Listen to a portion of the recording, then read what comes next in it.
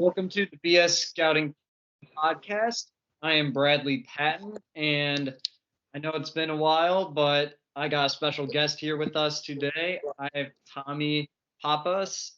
He is an international player overseas playing for Mykonos, and we are so thankful to have him on today. And Tommy, I just want to talk to you first. You have a crazy story, but let's first start at college. William and Mary. It wasn't the most conventional route. Tell me about it a little bit.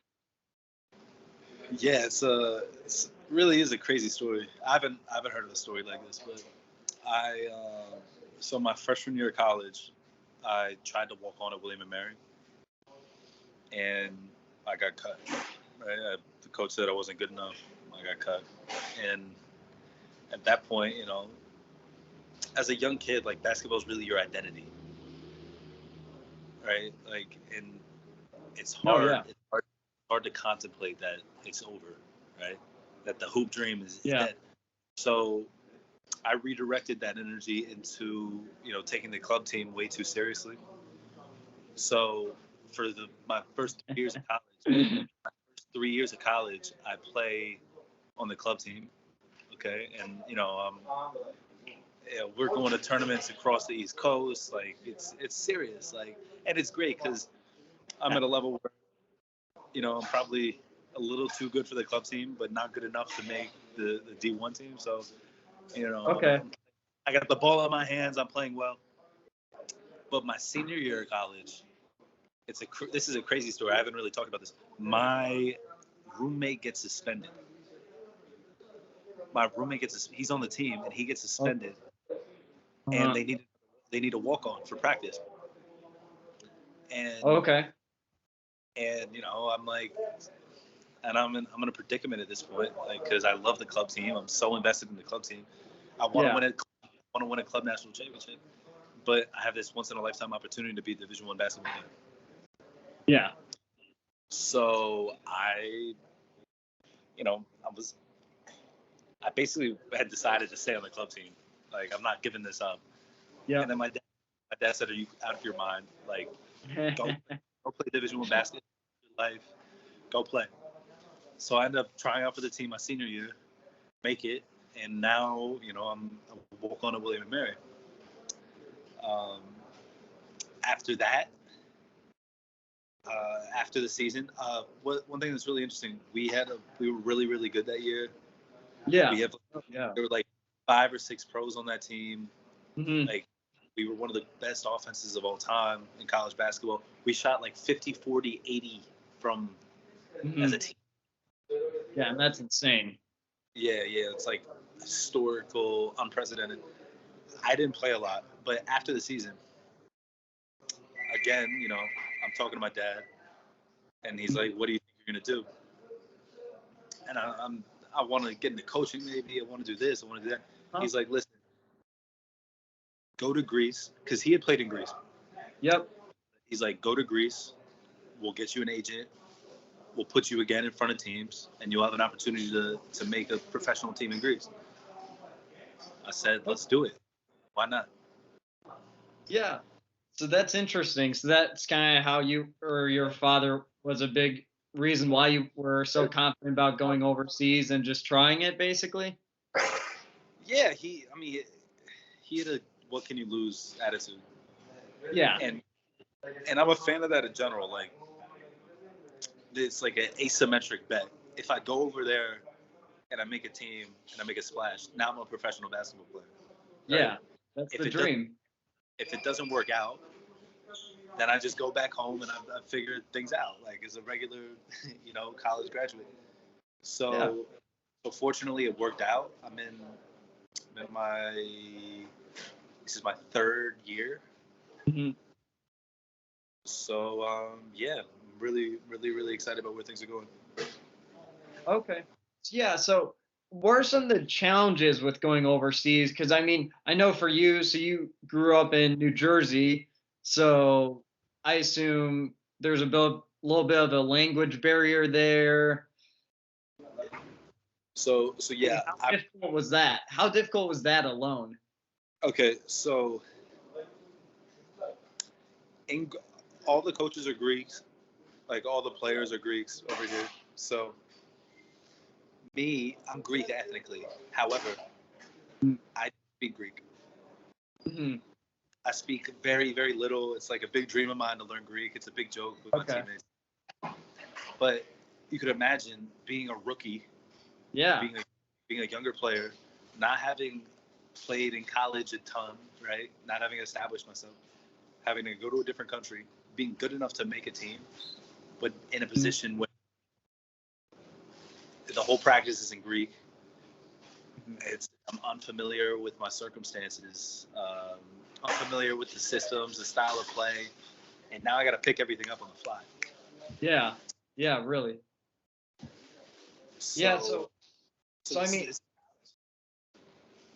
yeah. So I mean, how much pressure was it? Because I mean, with you're on a really good college team. Like you said, you didn't get a ton of minutes, but you got a lot of great experience playing for a very good program at Division 1 level, and now you're overseas, expected to produce at a high level, being a professional now.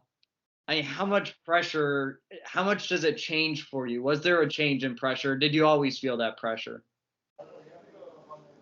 So when you love basketball, right? I I want to be like I just want to succeed. I want to be a great basketball player. You know what I mean? It's like Oh yeah, you want it so badly, and of course like making that adjustment, like when you make an adjustment, and you're playing in an environment where you can't speak the language, hmm like it could get really frustrating, you know, because you want something so badly, and there's something that's not basketball related that's really yeah. stopping you thriving. hmm So it's just like I got a Greek teacher now. I've learned better, you know. Okay. I've come a long way, and my plays improved too. So So, have you had needed an interpreter at all throughout this process? Like, or does anyone on the team know both English and Greek? Like, yeah, my teammates will translate, but then it gets into situations where I I want to pretend like I know what's going on. yeah, I don't want to. I get embarrassed to ask for a translation. Um, sure. those are the moments when I get myself into trouble. I've told this story a couple times, but my first one of my first games of my rookie year, I was playing great. Like I was shooting lights out. I was making plays, good passes, playing great defense, and we're up one going to the last play of the game. The other team calls a timeout. So coaches screen in this high pressure, high leverage moment. No one has the patience to translate. Yeah. So coaches, you know, he's passing, he's saying A, B, and C. We got to do this, we got to do that, and I'm just nodding my head. Meanwhile, I have no idea what the fuck he's saying. Excuse me. um, so from a basketball perspective, the whole game we had been playing ice defense for side pick and rolls. Yep. Yep. Okay. We've been playing ice defense the whole game, and coming out of the huddle, the other team goes into a side pick and roll, and I'm guarding the ball handler. I've been doing a great job all game. I go into ice. Yep. So basically, I hop on his left hip, send him baseline. Yeah. So unbeknownst to me, we stopped playing ice for the last possession. So Oh. the big man's supposed to be there to stop impede his Yeah, progress. because he's supposed to.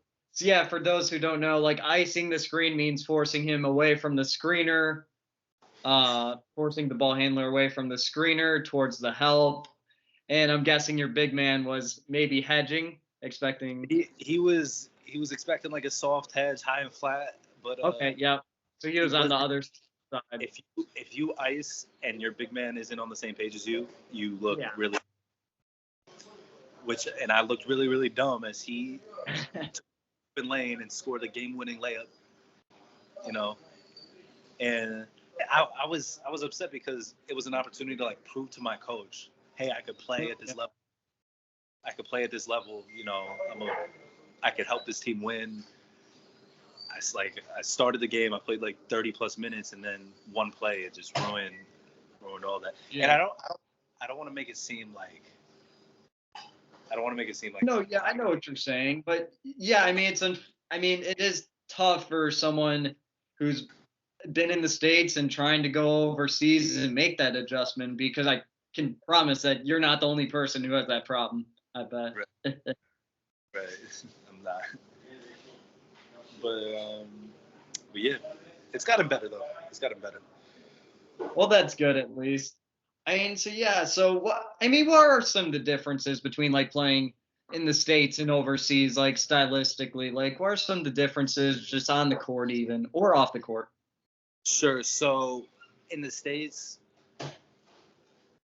it's more of an individual game, and that's not necessarily a bad thing. It's not necessarily a bad thing, but it's way more freelance. It's way more instinctual, right? Yeah. I would say it's less advanced or strategic X's and O's wise, just because people are way more talented. They're way more athletic. They're generally they have more skill. They have more like shake to their game. They could create for themselves.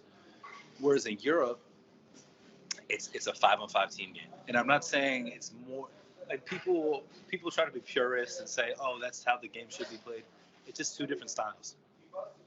It's just two different styles. Like there's a reason why the best basketball in the world is played in America. In Europe, it's more people know how to play together better, right? Yes. All five players on the same page, and I'd say there's a little less freedom, but it's like freedom within the confines of the system, right? Like, okay, you need to know your spot. This is when you attack. This is when you skip the ball, and everybody knows from the time they're young. This is how you play the game. You cut from the 45. You do this. You do this. You do this. Whereas in America, it's just like it's freelance. You feel it out, and people react, and they could do better in like chaotic environments.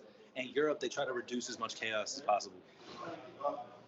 Okay, that's really interesting. Yeah, I mean that makes a lot of sense. I mean, if you think about all the guys who came over from Europe that are now in the NBA, not even like I'm not even talking about the stars, but like even guys like Facundo Campazzo for the Nuggets, Denny Avdia for the Wizards. Like I see a lot of what you're saying there, where they both just are very instinctual. They're both get themselves in good situations to succeed. Like I know Denny, at least, he's always moving without the ball.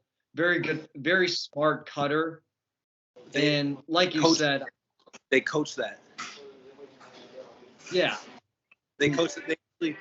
So whereas this is a great example. I'm sorry about the noise. Nope. It's a great example. Whereas in the United States, if you make a good cut, it's like, wow, what a great cut. In Europe, Yeah. if you don't cut when you're supposed to, you're gonna get screamed at. Yeah, that's really interesting. That's just more of an expectation rather than a luxury, if that makes sense. Exactly. That's a great way to put it. Okay. So then, I mean, with some of the stuff, is there anything else off the court? Like, I mean, I can't imagine, and we talked about a little bit the language barrier, but now with COVID too, with does it get lonely? Has it been lonely at all overseas? Like, I mean, being away from your family. I mean, I can't imagine it's all that easy. So this is the problem. A lot of overseas players deal with this, and people don't understand. Like, overseas life might seem glamorous. Like, oh, I'm an overseas ball player, but and almost every college player, if you're at a certain level, even almost every Division I college player wants to play professionally. Of course, everyone loves to play in America, but realistically, people expect to play overseas. It gets really lonely, especially as being the only foreigner. It's the winter time. There's pressure to perform. right? You're the American. You're supposed to be this great player. If Yeah. you have an off day, they look at you. People get cut, sent home. In some countries, you don't get paid on time, right? You have one bad game. The team sponsors, the coaches, they could, in Europe, this is one thing that's really fascinating. Coaches' perceptions. Coaches are really quick to change their assumptions. So one day a player can be, oh, I love you, you're great. Next day, that same player, based on a bad practice or a bad play, it's like, oh, he can't play, which isn't. Mhm. I don't think that's a negative thing. I think there's something to be said about being willing to change your priors, being willing to as a coach to adapt to new information. Uh-huh. But as a player, it's like if you're starting one day and then the next day you're not on the rotation, like that, and you're alone, you're away from your family. A lot of players deal Yeah, with that. that's very demoralizing, I feel like, and that'd be hard. Yeah, people get true, and people don't talk. People get depressed out here. I, I don't want to make no. It's like it's incredible. It's a dream, but No, yeah, of course. and I mean this happens anywhere, like professional sports. Your identity is so attached to your performance, and when Mhm. you're not performing at a high level, it's like, especially once you're out of college, if you're like, maybe this isn't for me, now what do I do back home? You know what I mean? Mhm. Like the basketball dream is starting to die. Like, what do you do? And uh, yeah, but fortunately, like, I've made great friends. I've made great friends here in Greece. Um, Being away from home has made me appreciate my friendships and family even more, right? And it's just about being deliberate, like making sure you stay in touch with people. But yeah, I love. Yeah, If I that's a didn't, good way. I'm sorry. If I didn't love it here, I wouldn't be here. Like, it's not. I didn't mean to make it Yeah. sound like it's doom and gloom. I'm No, saying I that know what you mean. it Mhm. does exist. No, yeah, and I know that's a tough question, and I know that, but I just think that is something that a lot of people don't think about, and so I wanted to hear your side of it. So thank you, I appreciate that because I think that a lot of people could resonate with that. So then, what's in the work-life balance like? I guess playing in Mykonos. I mean, it's definitely a big city in Greece. Like, was it like? How difficult is it, or how easy is it to stay focused? Like, is there any challenges there? Okay. So I'm gonna give some background info. I mean, some people know what Mykonos is, some people don't. Mykonos is Yeah, like one of the it's like one of the most exclusive island destinations in the world.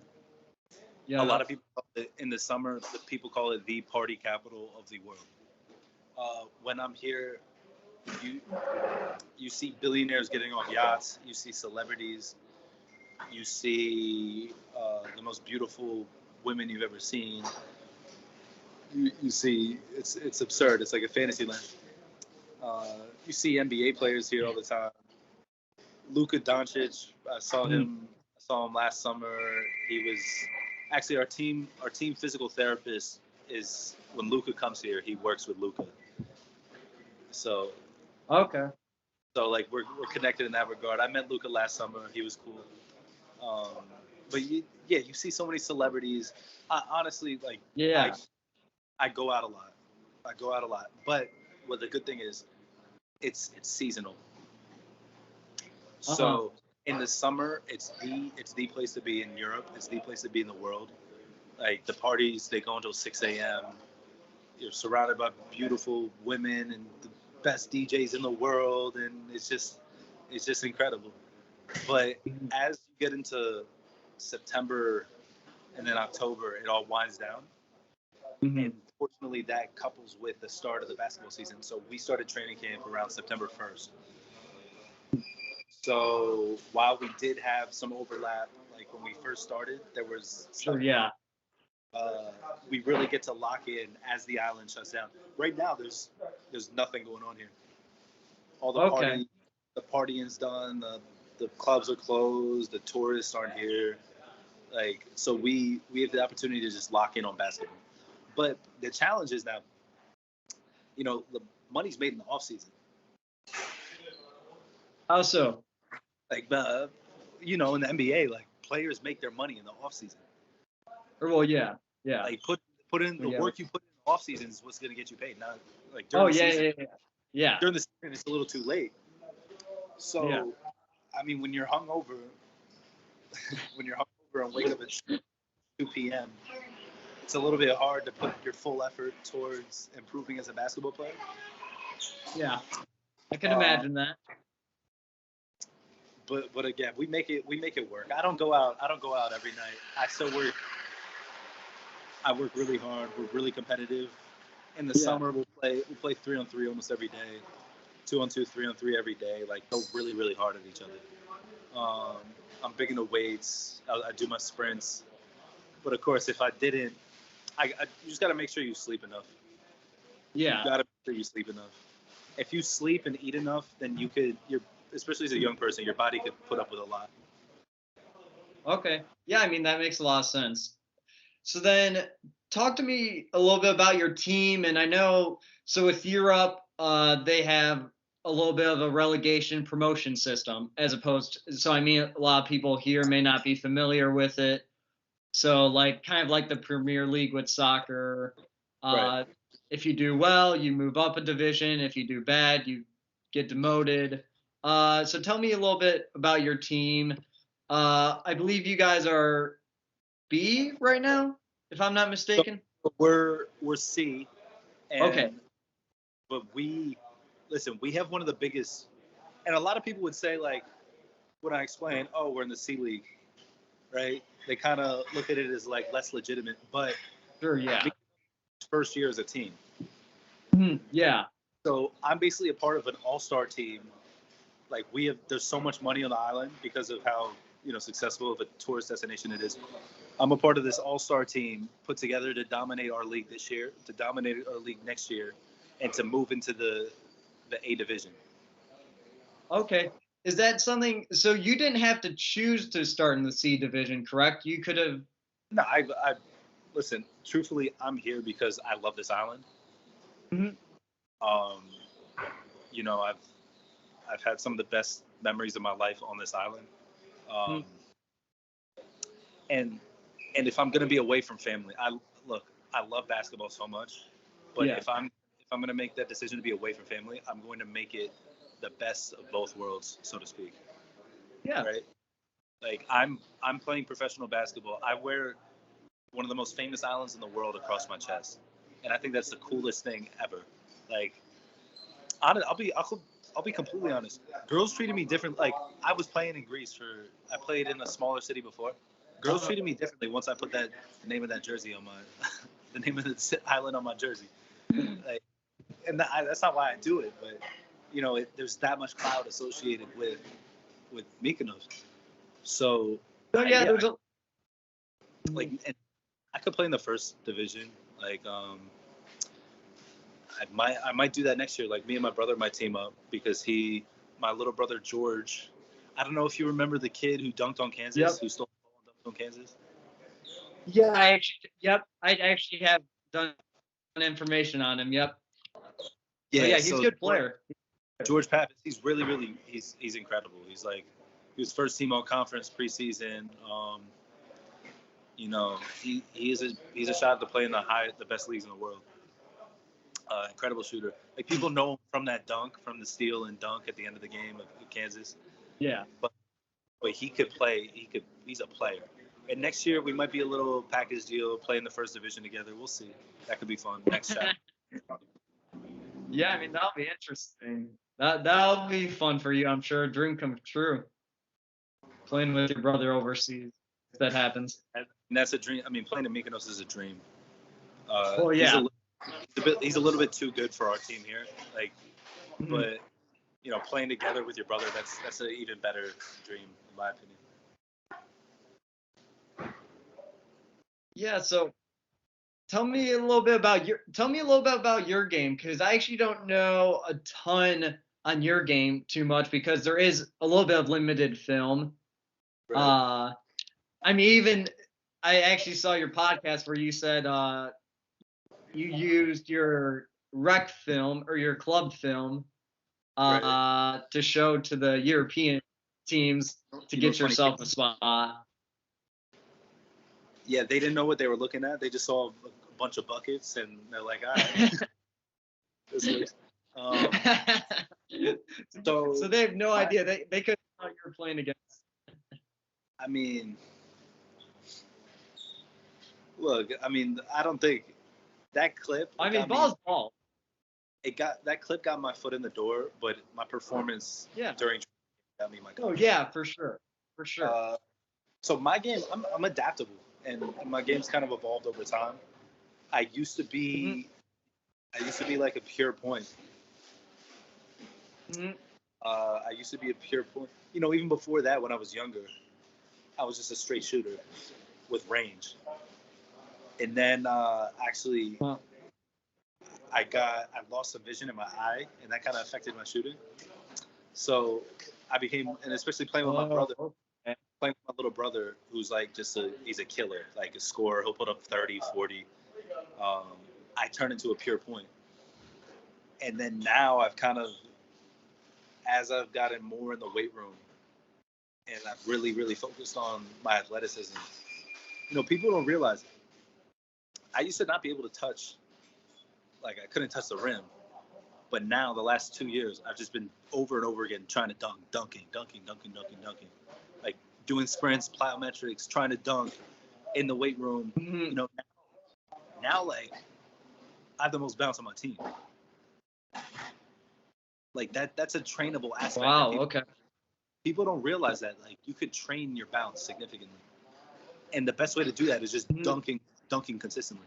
Like if you want to learn how to code, how do you do that? You code every day, right? If you get faster, you run on the track. If you want to become a better shooter, you shoot jump shots. If you want to jump higher, just dunk the ball every day. Mm-hmm. Like that's one of the things people have That's no idea. interesting. That's interesting. You have a lot of people improving their vertical like that. Listen, that's really interesting because when coach calls like timeout in practice and people go get water, I'll just like dunk twice. And over time, it's like micro dosing, right? Over time, if I get in 8 dunks a day, like people, of course you could overdo it if you try to dunk 40 times every day. Some people's like my legs would get tired, I would get tendonitis, like it wouldn't work. But if I dunk 8 times a day, I stay fresh, and every day I get a little bit improvement. I try different dunks, different plants, left leg, right leg, and over like now I got a little bounce. You know, I'm nothing crazy, but I could get up. All right, I like it. I like it. Is there any like players or anyone like that you try and model your game after, or are you just your own guy? You feel like? So, I'm actually, and we could this is a whole other podcast. I have like an extensive film library of individual plays. Okay. Like I have it tagged by situation. People, listen. There's so much to be learned from every single player. Like yes, I agree. Yeah. Like and let me get into this tangent. Like, so a big mistake kids make is like, okay, when I was young, I wanted to be Kobe, right? And I would watch Kobe, but that wasn't applicable to my 8th grade basketball league. You know what I mean? Yeah. So in an ideal world, I would watch film of an 8th grader who was killing other 8th graders. You know what I mean? And so now, like when I watch film, I watch guys who've been hyper successful in my league, in my situation. Right? My favorite player my favorite player ever is probably James Harden. Right? And Okay. there's aspects of his game which you could take stuff from him, Yeah. but you'd be way better off finding somebody who is successful in as specific as a context as you could find for yourself. Mhm. And that's sort of been my approach. So I have the weirdest. I got film from dudes I don't even know the name of that I'll study. Basically anonymous Greek players. I'm like, wow, that was a really interesting read on the pick and roll. Like, Mhm. I'll screen record it, I'll tag it. So yeah, that's my approach. Okay. Yeah, that's really interesting. Yeah. Okay. So yeah, I mean, so for yourself, I mean, is there anything you're doing like, I don't know how it is for you? Do you have any nutritionist? Do you have a personal trainer? Do you do meditation? Is there any little gimmicks like that? Not gimmicks, that's the wrong word, but any little techniques like that in order to help you stay at peak performance like Okay, so I mean, I'm really into like fitness and weights, so I kind of guide myself on that. I do think, and this is something a lot of people, when they know a little bit about something, they refuse to take advice from people smarter than them. uh-huh. I would be better off hiring a nutritionist and hiring a full-time personal trainer rather than trying to think I'm smart enough to do both of those things myself. Not that I can't do it, not that I don't know, but Mhm. I have too much other stuff to think about, and then I have to design a training program and decide what I'm going to eat. Like, as a basketball player, this is my job, is to put the ball in the hoop, and like that is my job. Yeah. Right. I need to allocate Mhm. as much of my energy and attention as possible to doing that, and every other decision outside of that, it takes away from your focus. Okay. I will say I've been getting into meditation though, like you mentioned it. Uh-huh. I think it's life changing. It Listen, is, yeah. it's life changing because when you tell yourself, I'm big on this. When you tell yourself something, you enact that behavior, right? Mhm. So if all day you tell yourself, I'm the best shooter in this island, I'm the best shooter on this team, that's going to manifest itself into you making more shots. Like, Mhm. a lot of players, I've suffered from performance anxiety where I get nervous to play, and I choke and I don't play well, but that's because I focused on everything that could go wrong instead of focusing on how great I am and how I'm going to kill it and how no one can guard me. If you tell yourself that all day long, and that's meditative. It might not be, in a trance, but just telling yourself that all day long, repeating that. There's a power to those words. Yeah, I love that. I love that. That's a great way of looking at it. And yeah, as long as you're doing the work with it to make yourself the best shooter, whatever you're telling yourself, yeah, that's a really interesting approach. Or it's a good approach, way to look at it. And last question for you. What's the best advice you could give someone playing overseas? And what's been, I know, how much do you enjoy playing overseas? Like, talk to me about that. Like, any regrets there? Do you love it? So I'm giving advice to someone who's currently overseas or someone who wants to come. Someone who wants to come from the States to overseas, make that Okay. transition like. Okay, so there's a couple things. One, if you played in college, right? If you have some kind of film or resume, unless you're a top, all conference, all American guy, you're not going to make any money your first year at least. There's stories of guys coming out of nowhere and like for example, like Mike James, who's one of the best players Yeah. in Europe, Oh yeah. makes millions. Like his first couple of years, he was making like 20,000 or less. Like Uh-huh. if so, people have this inflated expectation of how much money they're going to get. There's so Hmm. many every year. There's so many good players coming out, and there's so few spots in these countries that Like, you could be a good player, not make like 15,000 in your first rookie year. You know what I mean? Mhm. If you don't have a resume, though, there's a couple things. One, you got to put some film together, and you'll probably have to like fly out to some country like Estonia or Finland. You know, just like it's some random small cold country, and you'll have to like try out. Yeah. You'll have to try out probably in a third, fourth division team if they accept imports. And you probably, even if you make the team, you probably won't get any money. They might give you a house or food if you're lucky. If you really want to play pro, you might have to sponsor yourself, like your first year. Okay.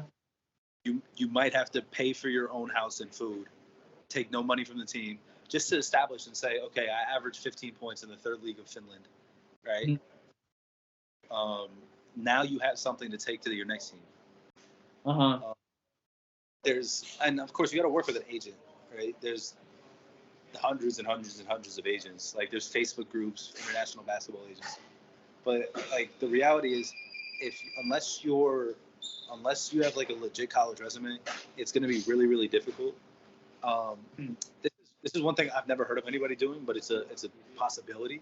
If you really like, if your dream is to play basketball professionally, you can go out and like sponsor a team and basically bribe a team to put you on the roster. Because like a lot of these teams are pretty poor. Yeah. You know, you could imagine like rural Macedonia or Albania or Croatia. Like there's a Sure. local. If you pony up a couple thousand and say like, "Yo, put me on the team. I need a resume," like they'll do it. You know, it might sound crazy, but it depends. Like different people. Like if you believe in yourself that much, you'll pay a couple $1,000 to give yourself a tryout. And shit, that's my advice. Also, a lot of players, if you could look up your lineage, like it's advantageous to have a European passport or an African passport, or like a Caribbean passport, Latin American passport. If you could get a passport, every league has different rules as to how many Americans they could take, and if you could count as a local player, it opens up a lot of opportunity for you. Okay. And you can count as a local player, correct? Yeah. With your dad. Okay. Yeah. That makes sense. Okay. Gotcha. Yeah, I mean that all makes a lot of sense, and that's a lot. I mean that's a lot of good stuff there. That's a lot of great advice. So then, actually, one more question because I did hear this. I hear you're a little bit interested in coaching down the road, Right. potentially. So, talk to me a little bit about that. I know. I mean, having now that in-state experience and the playing overseas experience, I mean, do you feel like that gives you a little bit of an advantage down the road? Yeah. So you're exactly right. Marrying the two styles, Mhm. taking like the talent and freedom and athleticism of the United States and the tactics and the IQ of Europe, and marrying those two styles, you'll kill people. You'll kill people. Um, Also on a developmental level, just what I've learned from being in Europe is like teaching kids from a young age how to play. Mhm. It's such a competitive advantage. Like I'm really interested in player development. Maybe a couple of years ago, I was more of a like I saw myself as a head coach. Yeah, like Uh, strategic, more just focusing on. yeah, because I'm an X's and O's nerd, but like Mhm. honestly, you could be great at X's and O's. You could be phenomenal, but if you don't have great players, you're not going to win. And I don't think head coaches do. I think most head coaches are horrible at player development. Right? It's a completely different lane. Some, yeah, some are, yeah. Some do struggle with that, for It's a sure. completely different lane, and like your job as a head coach is to win basketball games, but you're not focusing on player development and skill development. Like you're letting the assistants handle that. That doesn't really make sense to me. So yeah, marrying all that. I'd love to be a coach. So coaching, the thing, like one thing you said that I looked at is like you said you understand, like you want to work in basketball, but you understand how difficult and competitive it is. Yeah. Like to be a college coach, you got to eat glass. You got to eat glass for you if you want to coach in college at a high level at least. And like to coach in the NBA, you got to eat glass. Like Yeah. you got to be in the video room. You got to be an intern. You got to get lucky. Like, and then maybe you could make a living as a coach, right? For me, I don't like following instructions, so it's really hard to really hard to move up the food chain when you don't like taking direction. But I think at some point, like coaching basketball is in my plans. Whether it's my daughter's AAU team, my future daughter's AAU team, or in Europe, maybe I could be on your staff. Yeah, we'll have to work that out. No, yeah, that's awesome though. Tommy, this was awesome. I appreciate having you on. This was great getting to know you. You have an incredible story. No, yeah, for sure, Tommy. And I'm honored. I appreciate people finding my story interesting. So. No, it's really inspirational for everyone, myself included. It's from going to being someone who was tried to walk on as a freshman at a Division I high school or Division I college, excuse me. Didn't make it. Tried again his senior year and made it. And then going overseas. I mean, that's not easy with all the language stuff we talked about, everything. And now you're having the time of your life, it seems like. Yeah, it's a dream. It's a dream. Every day I wake up and I'm like, is this real life? Unless I had a bad day in practice, then I'm like, yeah. No, yeah. Well, thank you, man. hey, yeah, no, thank you, Tommy. I appreciate it.